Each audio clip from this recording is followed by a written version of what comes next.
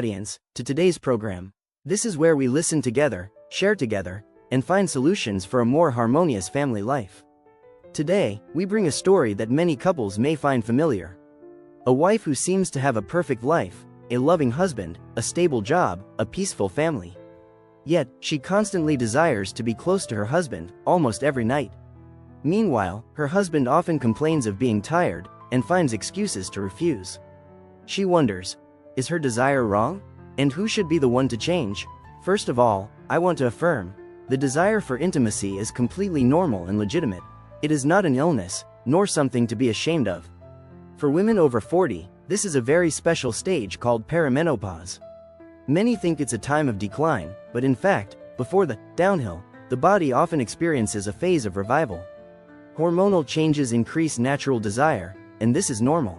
Moreover, at this age, children are grown, finances are more stable. Women are less busy than before, and have more time for themselves. The love for their husbands, after many years, transforms into a stronger longing for connection, for affection. This is a natural psychophysiological phenomenon, but if we only look from the wife's perspective, it's incomplete. Let us consider the husband's side. A middle-aged man is at the peak of his career, yet facing countless pressures. The pressure of career advancement, the financial pressure of supporting family and children, the stress from relationships, competition, and the heavy responsibilities he must carry. These burdens exhaust both body and mind, and when exhaustion sets in, sexual desire decreases. Biologically, men over 40 begin to decline in physical strength. There is a playful rule called the rule of 9. For example, at age 45, it averages only about twice a week. While the wife may want 6 times a week, this mismatch is natural and needs understanding. The issue is not about who is right or wrong. It is about the lack of true understanding and connection. The wife needs to shift from love to care. Love sometimes carries possession, but care means sharing and empathy. Put yourself in your partner's shoes to feel the weight he bears. Connection in marriage does not only mean sex. A hug, a glance, a caring word, can fill the heart even more than the body. Sex should not be an obligation, but a joyful activity both partners enjoy together. Couples should also diversify life together.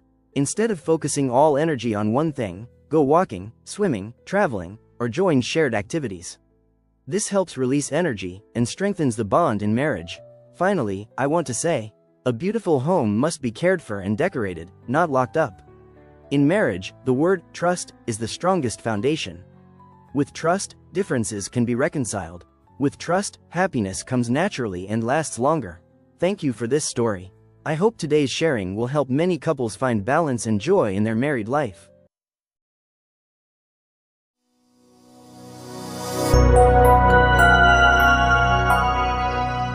Hello everyone. Today, we are going to talk about a subject that may sound people think that a perfect lovemaking experience is when both partners reach climax at the same time. But in reality, even top sexologists confirm that this is extremely rare. Even couples who are deeply in love, who share many experiences together, hardly ever reach orgasm simultaneously, like in the movies. Let me tell you a story. At a seminar, a 39-year-old man, father of 2, stood up and shared, "This is the first time in my life that I know how to make love properly." At first, everyone was surprised. He already had a wife and 2 children, so why did he say that? What he meant was not that he had never had sex before, but that for the very first time, he truly felt his wife's happiness afterward. For the first time, he saw her radiant smile, her satisfied face, and he realized, all these years, he had never really noticed her feelings. That story made me, and many others in the room, stop and reflect. Because having children is easy, it only requires biology and timing. But for a couple to be fulfilled, to treat intimacy as true sharing, that is an art. The man admitted that for years, he had only cared about his own pleasure. He said bluntly, "Each of us just did our own thing, and if I finished early, that was it." His wife, like many women, had gradually normalized that situation. Accepting intimacy as a duty, a responsibility to keep the marriage, rather than as a joy to enjoy.